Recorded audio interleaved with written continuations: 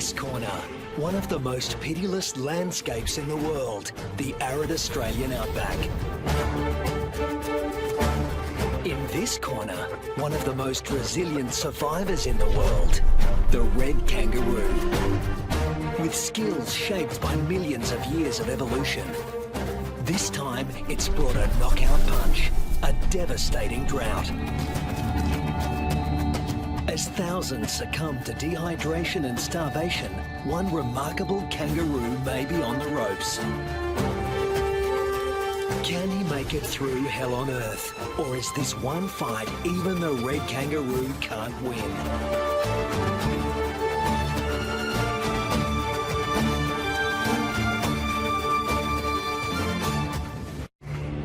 Australia, the oldest continent on the planet. Almost 3/4 of it looks like this. At its centre, it gets 5 inches of rain a year.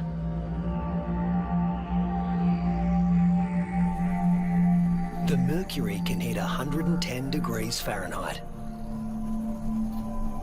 But the hardest part for those who live here is the climate's unpredictable personality. This is a place where there are no true seasons, only moods. To make it here, you need to be able to roll with the punches and shift gears in a hurry. The acknowledged master of that art in the Australian outback is the red kangaroo, the largest marsupial in the world.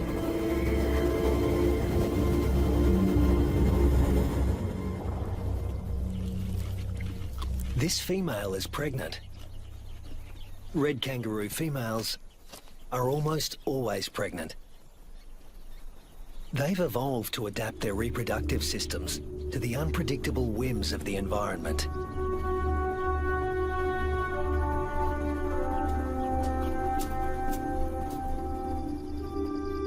At any given moment, a female can have 3 offspring to care for, each at a different stage of development.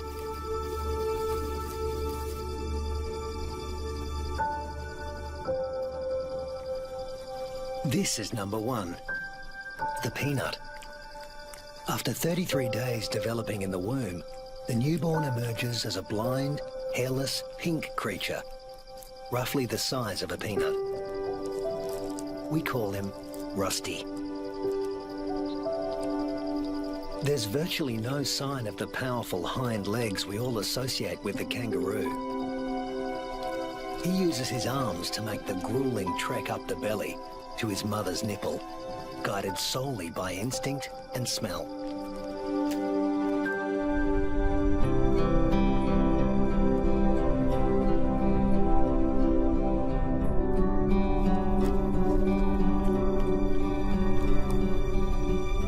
Almost immediately, the female goes into heat again, releasing hormones that stimulate ovulation.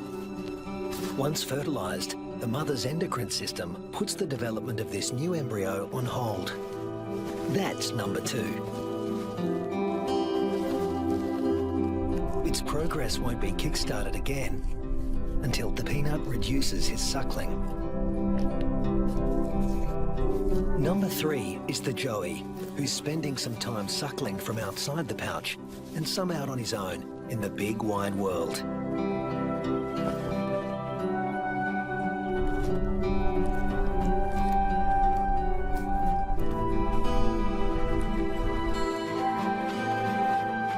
The female is a living assembly line of young at various stages of development. But when times are hard, the system has to be ruthless. She will cut off nutrition to the peanut in her pouch, and when it dies, she'll restart the embryo's development to take his place.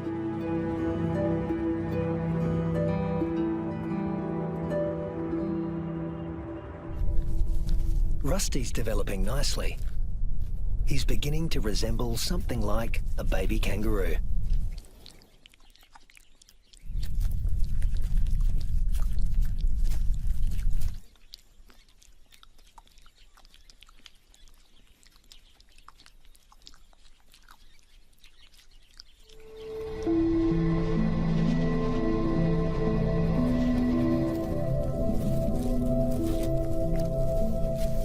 Now 3 months old, he can hear all the sounds of the world he'll soon be inhabiting.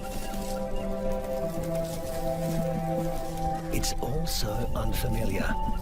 It's not surprising he'd prefer to stay in the pouch for just a while longer.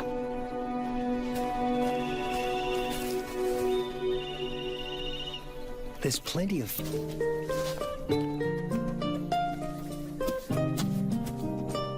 But Rusty's not the only one in the neighbourhood with a serious set of legs.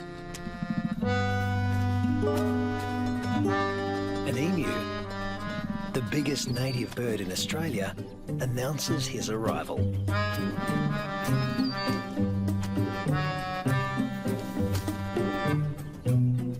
His skirt of feathers absorbs 80% of solar radiation, leaving the skin underneath cool. And this dad needs a cool head. In the emu world, dads take on all parental responsibility. The chicks will be under his wing for 18 months. Not exactly the red kangaroo way. Males are pretty much deadbeat dads. They leave as soon as the young are conceived. Rusty also still relies on his mother for food and protection, so he tends to stay close. But apparently he's also got an independent streak. Maybe there's even more fun out there. Soon he leaves the rest of the mob and is in uncharted territory. Not a good place for a baby kangaroo to be.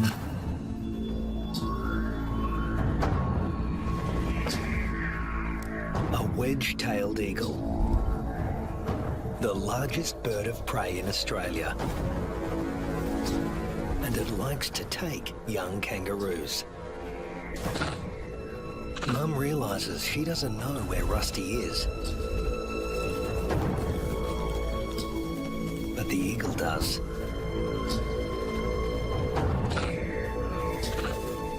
Rusty's big ears and instincts tell him something's not right, but he's too young and inexperienced to know what it is.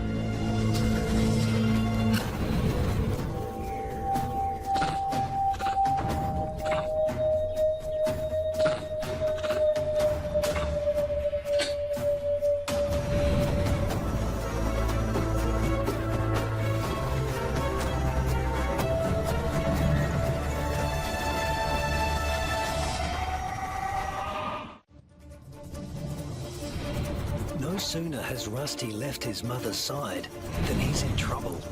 With the bone-crushing power of her talons, the eagle could seize Rusty and drag him to his death. But suddenly, there's a flurry of panicked activity nearby. A rabbit is running for its life.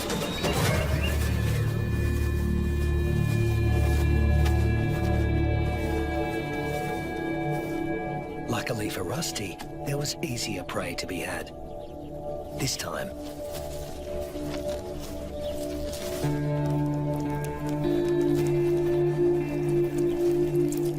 red kangaroos and wedge-tailed eagles share the same territory. And when the eagle has a chick to feed, the hunting never stops. More than 10% of the eagle's diet is kangaroo.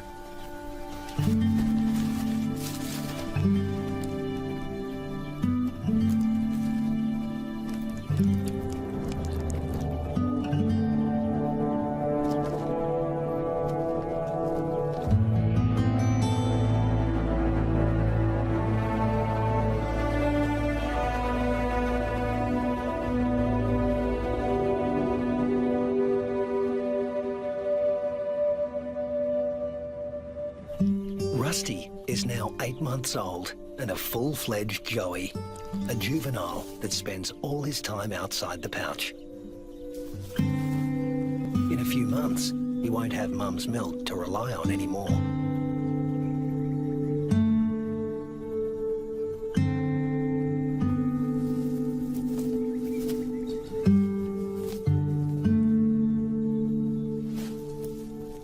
mother will start tapering off his milk supply because there's another bun in the oven and it needs the nutrition. Mum's body now produces two totally different types of milk. A more dilute one for his tiny sister and a richer one for him. Each dispensed from its own nipple.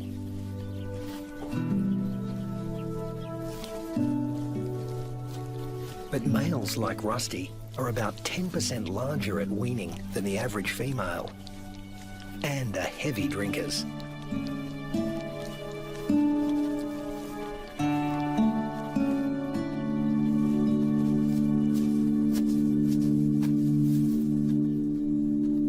This is the kangaroo version of tough love.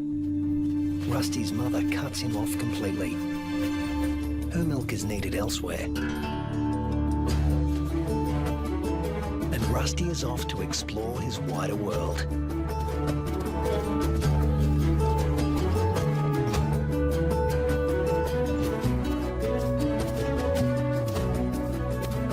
Before long, he happens on another group of kangaroos. These are grey kangaroos, smaller than reds and more suited to areas where the climate is relatively predictable. They don't conserve water as well as reds and prefer the shade of the wooded areas on the desert's edge.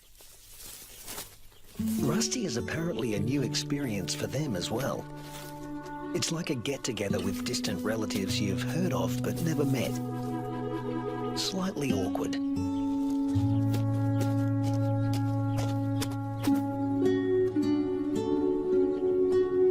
And here comes another branch of the family, wallaroos. Marsupials somewhere between red kangaroos and wallabies in size, who frequent the rocky outcrops looking for shade and water. If you live in a desert, water is a treasure, and its presence is never guaranteed. With no true seasons in this part of Australia, the only certainty is unpredictability. A waterhole is a gift from the heavens for many creatures. Emus, reds and wallaroos all gather to drink. But the relentless sun is turning the mud around the waterhole into clay, laying traps for the unwary. Rusty is not driven by the same intense thirst as his grey cousins. Reds have a kind of super kidney, which concentrates their urine, so they hold on to more water.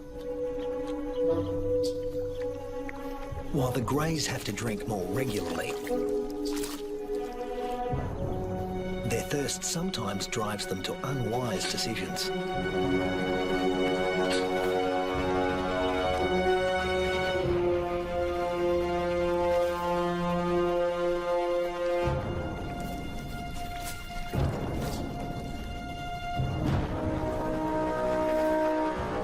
This young grey is in trouble, deep trouble, and he's drawing some unwanted attention. A dingo. Dingoes will gladly take a young kangaroo under any circumstances. A joey stuck in the mud and unable to flee, that's just too good to resist. The other kangaroos can't help him. His fate is sealed. Even at the tender age of 18 months, Rusty has the good sense to get out of Dodge in a hurry. Now he's on the road again, in search of a good meal. He's still an adolescent, and burning through energy at a faster rate than an adult.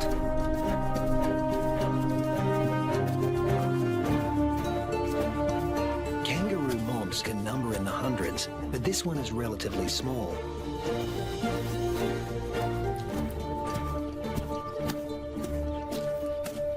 And Rusty's appearance on the scene has caught another male's attention. They're around the same size and the same age, perfect sparring buddies. Game on. But This isn't a life or death battle.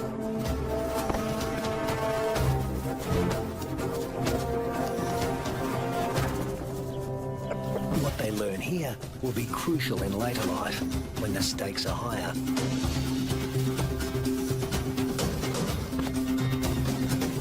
Long arms for wrestling win fights, and females want winners.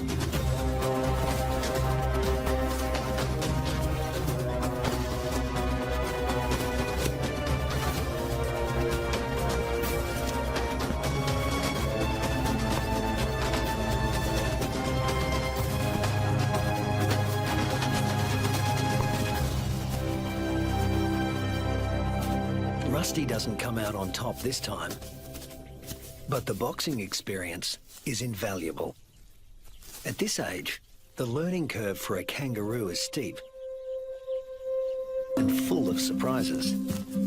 A sudden rustle in the dry grass spooks the gang he's hanging out with.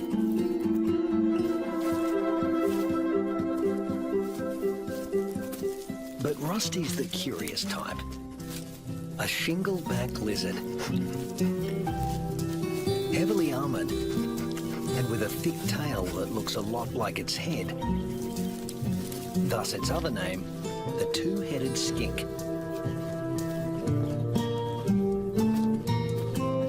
Rusty wants to know what he's supposed to do with this. Make friends? Try to box with it? Eat it? The lizard doesn't seem suitable for any of these activities. And Rusty eventually gives up on the relationship.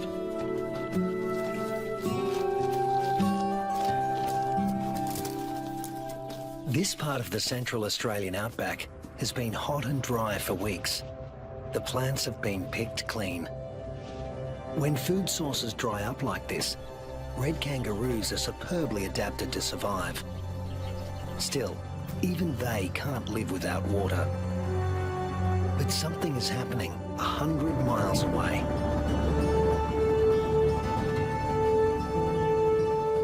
Where the sky has opened up and torrential rains are soaking the parched earth.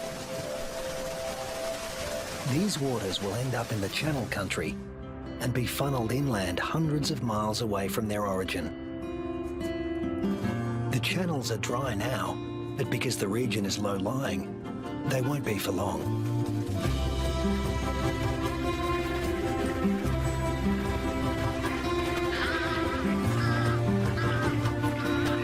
And what was once an arid wasteland begins to revive.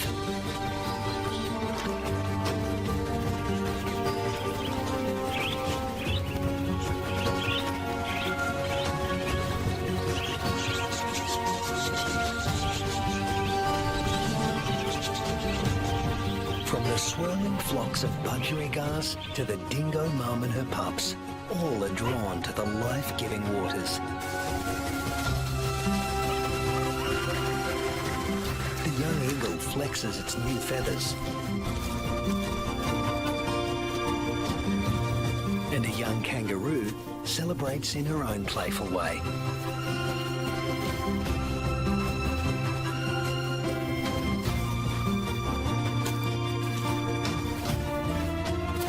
Emus are water guzzlers, and adults can drink up to 4 gallons a day. Like all emus, the chicks revel in a cooling bath.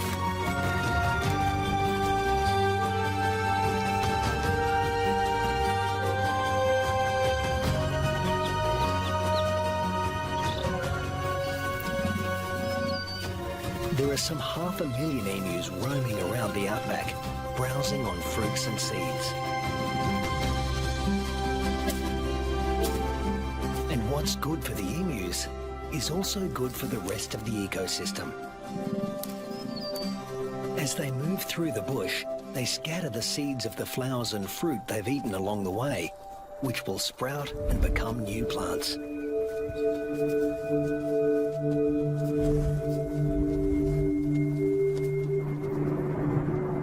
The weeks turn into months. Rusty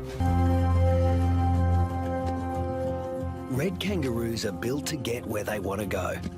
Unfortunately, sometimes, especially when they're inexperienced, they get someplace they really don't want to be.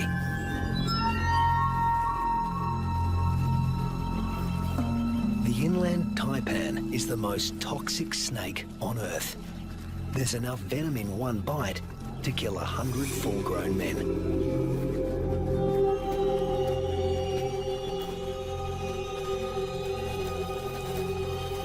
And it specializes in killing mammals.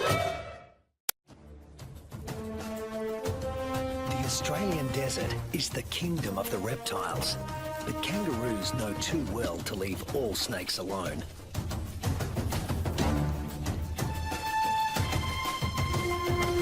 Brown snakes kill more humans than any other snakes in Australia.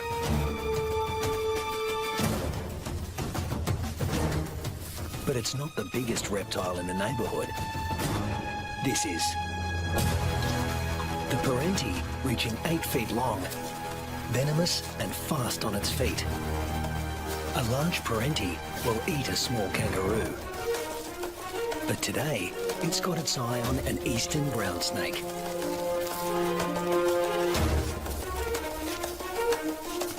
The forked tongue of the parenti follows the brown snake's chemical scent trail and leads him to an abandoned burrow. A burrow with only one entrance. With a parenti in the picture, a sanctuary can easily become a death trap.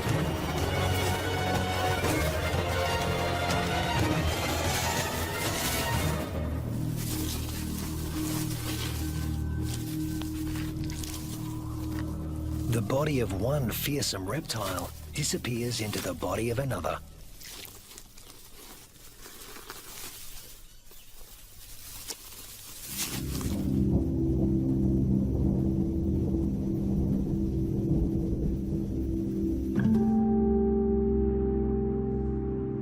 The months roll on, and Rusty has grown in both size and experience. He weighs 150 pounds now and has dozens of sparring matches under his belt. Today, he finds himself with a mob he's met before. The one with the tough male who intimidated him last time.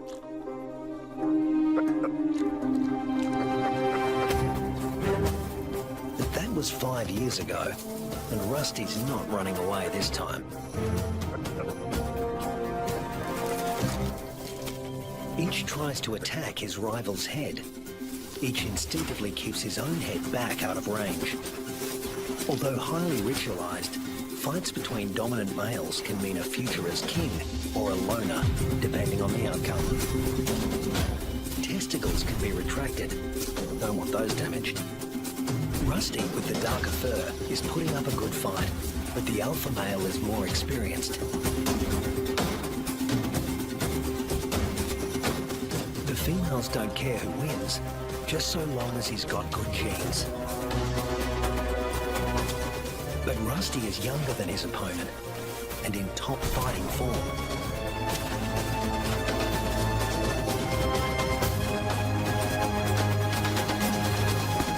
Finally, the king goes down. Now the mob is paying attention.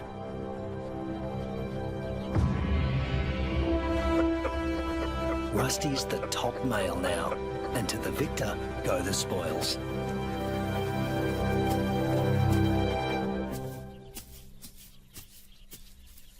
His first choice is this female, though he needs to give her urine the sniff test to make sure she's ovulating.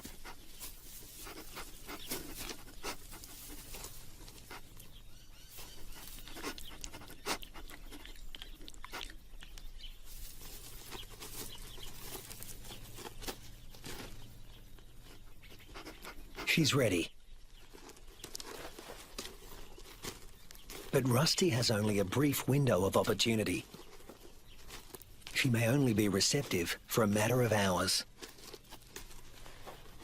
Better get to it.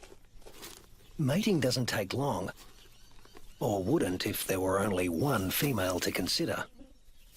But Rusty's got miles to go before he sleeps. He's King Kangaroo now, and in addition to regular mating duties, he'll have to fend off other young roos who'd like to knock him off his throne, just as he did his predecessor. But that's not all Rusty has to worry about. The temperature is soaring and the land is drying out. Evaporation is sucking the life out of everything, flora and fauna alike. You can never tell when the weather will change, only that it will. And that's the origin of some of the red kangaroo's most amazing adaptations. They're masters of heat regulation.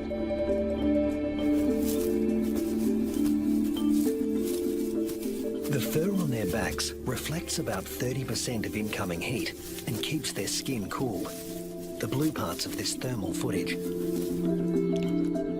Spreading saliva over their forearms cools the blood, which has been brought close to the skin surface via a dense cobweb of capillaries.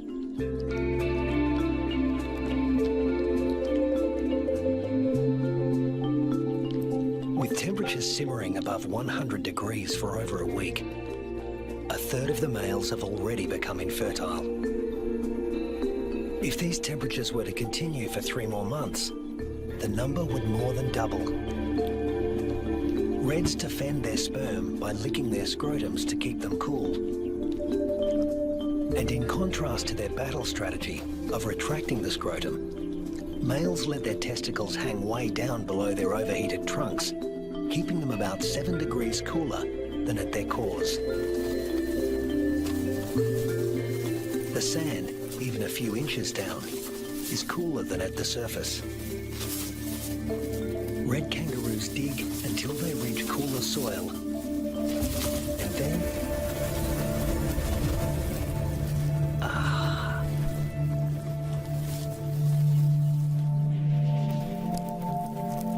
it hasn't rained in months now. The dry, dead grass offers Rusty no nourishment. But then, unfortunately, these are dry electrical storms. No rain will come from them. But something else will. Something worse than hunger.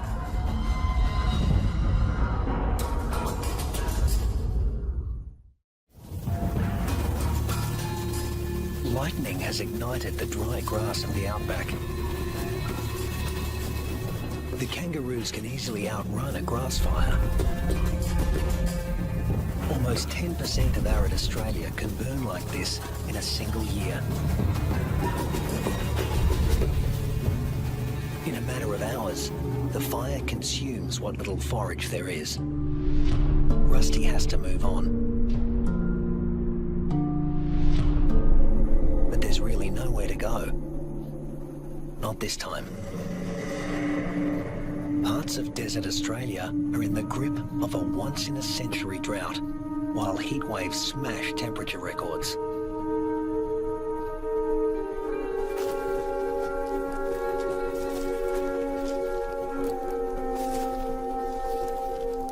Nothing that lives here has ever experienced anything like it, Rusty included.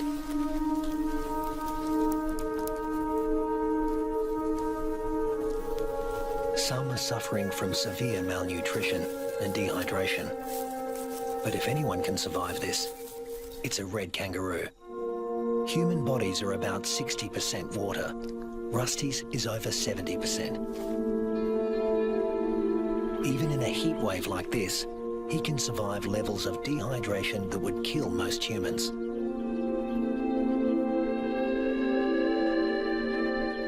Reds only sweat when they're on the move. At rest, they pant, which uses less water than sweating.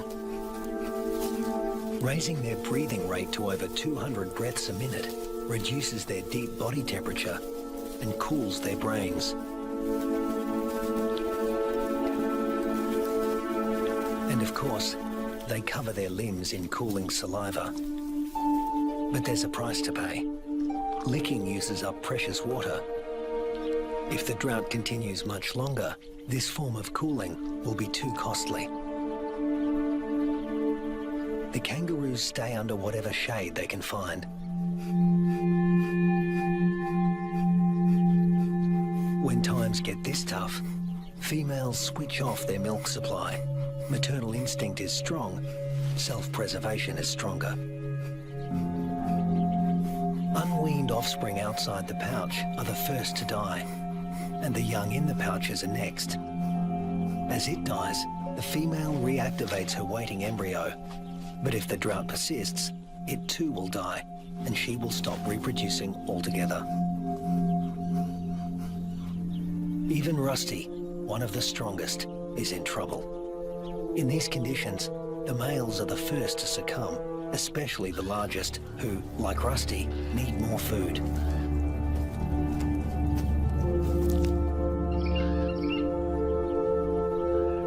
The demise of the red kangaroos is the wedge-tailed eagle's bounty.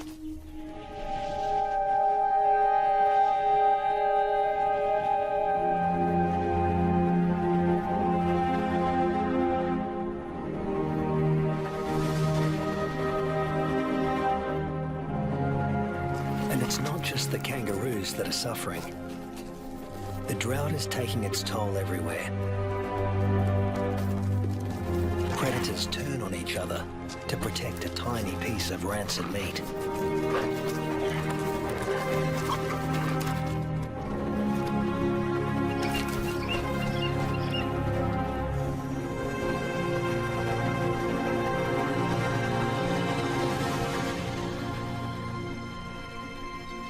This is the last remaining waterhole.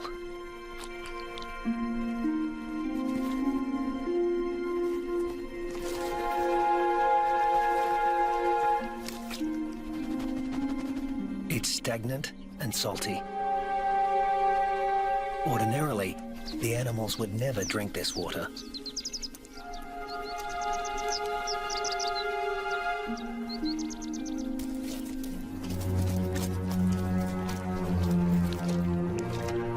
But desperation drives them. The drought makes for uneasy bedfellows.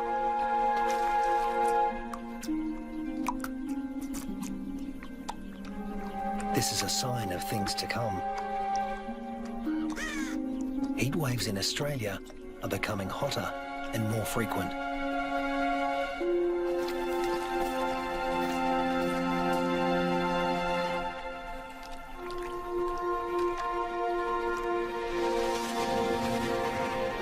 The intense dry heat continues and the casualties mount. Among them are many of Rusty's offspring. In some parts of these desolate lands, drought can kill 8 out of every 10 kangaroos.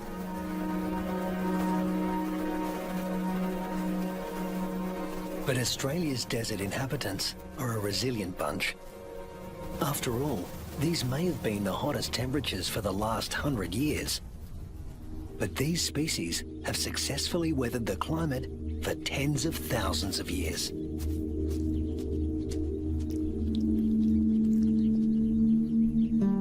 And Rusty is still here, conserving his energy and biding his time.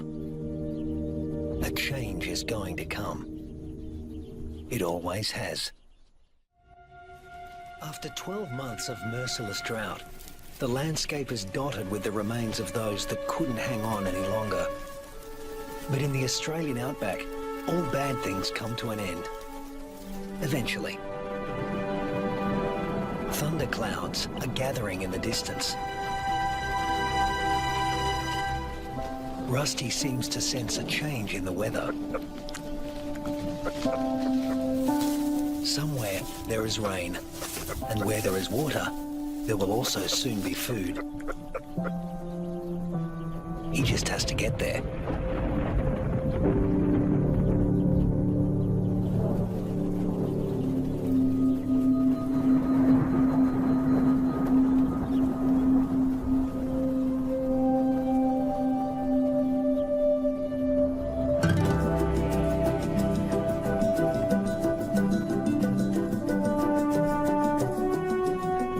With what remains of his ebbing strength, Rusty heads in the direction of a storm.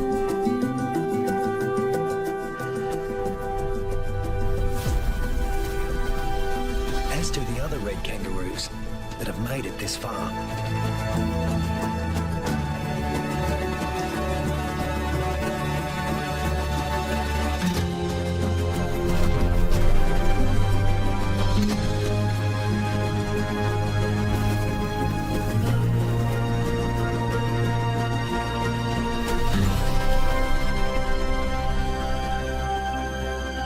When Rusty reaches the area watered by the storms, he finds a world restored by rain.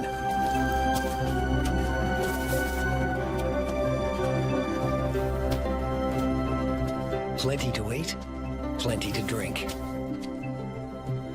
You can almost see the relief and joy in their hopping.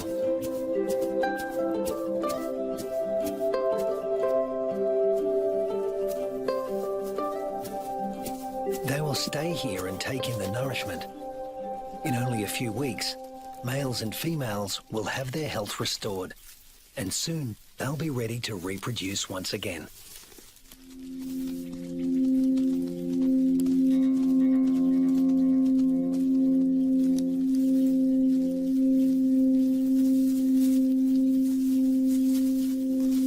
But before that can happen, they have to make it through this.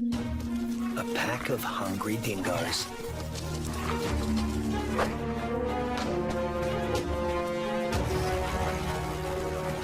Hunting in a pack more than doubles a dingo's success rate. Normally, they go for the weakest kangaroos in the group. But a pack of this size can take down something bigger. Something like Rusty.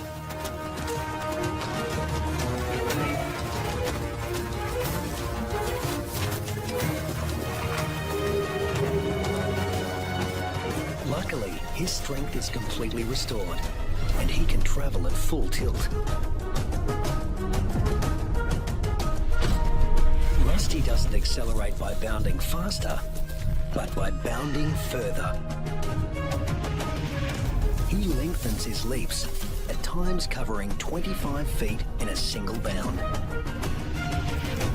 Once he gets past 10 miles an hour, Rusty rockets along with little extra effort, while the dingo's forelegs need to move ever faster. Now hitting 25 miles an hour, Rusty's only using about half of the energy the dogs are putting in. They have no chance of catching him.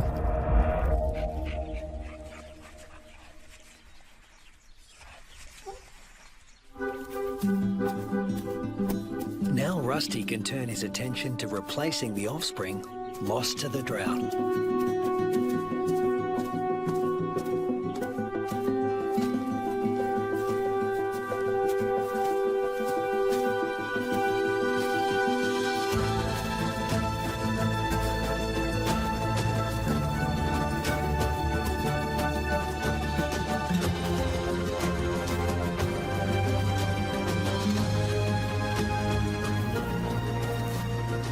At 200 pounds, powerful, and in the prime of life, there's no question that he's the dominant male of this gang.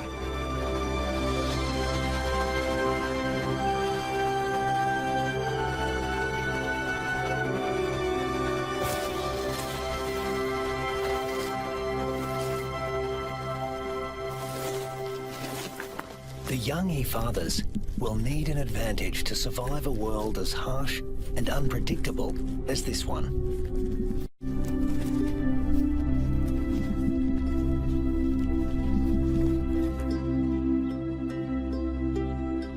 What greater advantage could there be than to begin life as the progeny of the undisputed king of the red kangaroo?